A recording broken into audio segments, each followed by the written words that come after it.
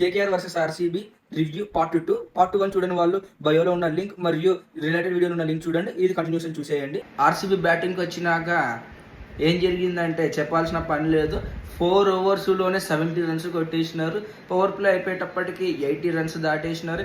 ఇంకా ఆడుతూ పాడుతూ just Virat Kohli total chasing అనేది 177 runs. But Virat Kohli 57-58 runs ఎన్నో కొట్టినాడు.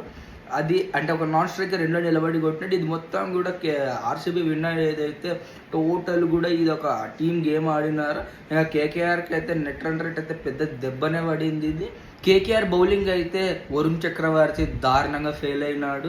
తర్వాత వచ్చేసి ఎవరైతే అరోరా ఉన్నాడో అతనైతే ఇంకా వైభవ్ అరోరా అయితే ఇంకొంచెం ఫెయిల్ అయినాడు. ఇంకా హర్షిత్ రాణా అయితే ట్రై చేసినాడు చివరిలో, బట్ హర్షిత్ రాణా కూడా చాలా ట్రై చేశాడు, బట్ నో యూస్. అక్కడ ఏం చేయలేని పరిస్థితి.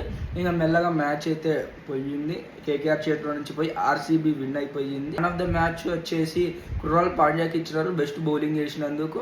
ఇలాంటి మరిన్ని వీడియోలు కావాలంటే తప్పకుండా నా ఛానల్ లైక్ చేసి కామెంట్ చేసి అలాగనే మీ friends and family members cricket interest ఉన్న వాళ్ళకి తప్పకుండా షేర్ చేయండి. ఇట్లు మీ నడిపల్లి చిన్నకృష్ణ శర్మ సైనింగ్ ఆఫ్. జై హింద్, జై శ్రీరామ్, భారత్ మాతాకు జై.